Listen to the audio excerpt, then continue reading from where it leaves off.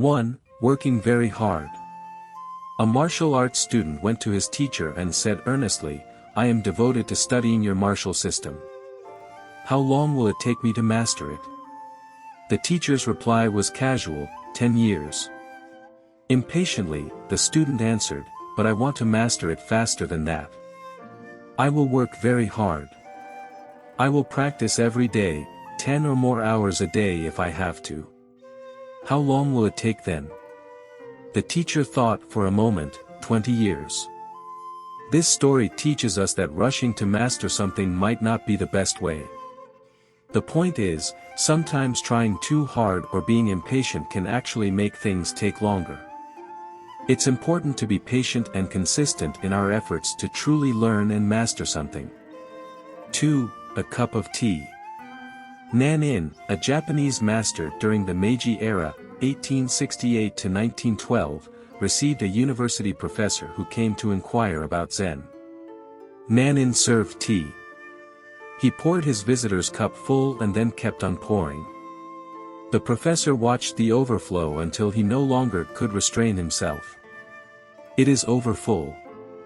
No more will go in." "Like this cup," Nanin said, "you are full of your own opinions and speculations. How can I show you Zen unless you first empty your cup?" To truly understand something new, we must approach it with an empty and open mind. This doesn't mean abandoning our beliefs altogether, but rather setting them aside temporarily to allow for new insights. By doing so, we can grasp the essence of what we're trying to learn without the limitations of our own preconceived notions and beliefs. This willingness to let go of our existing ideas enables us to fully engage with new concepts and see them for what they truly are based on their reality, rather than filtering them through the lens of what we already think we know.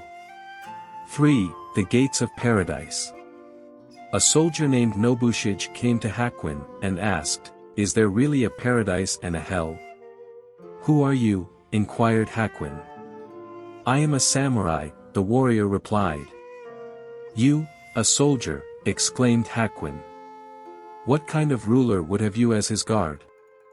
Your face looks like that of a beggar."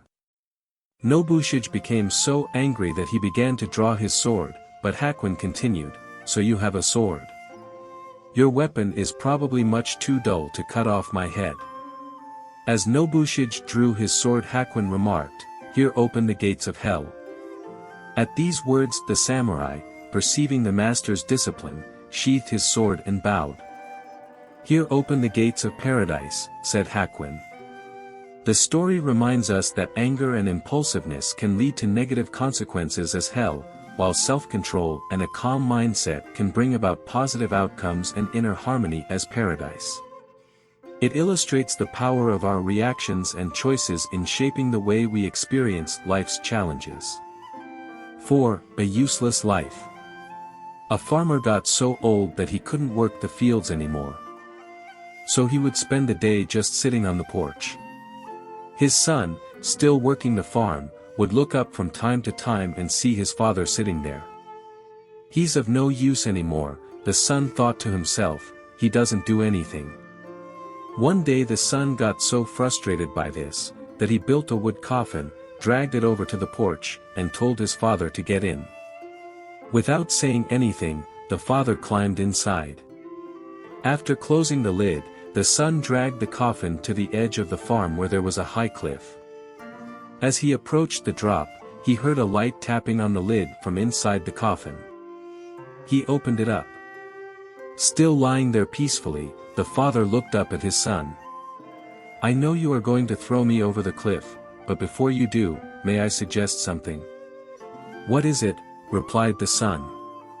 "Throw me over the cliff, if you like," said the father, "but save this good wood coffin.